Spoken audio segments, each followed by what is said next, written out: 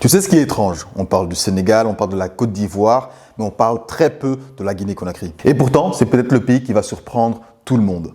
Parce que quand un pays lance le plus grand projet minier au monde, ce n'est pas juste un chantier, c'est un tournant historique. Et ici, je parle du projet minier Simandou.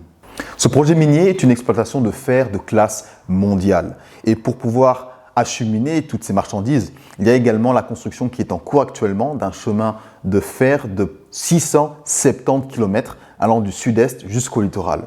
Et de plus, également la construction d'un port en eau profonde. Ce n'est pas juste du transport, c'est de l'emploi, de la logistique, de l'industrialisation, des routes, des investissements étrangers et des zones résidentielles. Tu vois où je veux en venir? Quand un pays pose 670 km de rails, ce n'est pas juste pour faire passer des trains. Il crée des opportunités immobilières, des villes et des marchés. Et tout ce qui est construit autour de ces projets aujourd'hui va valoir beaucoup plus demain.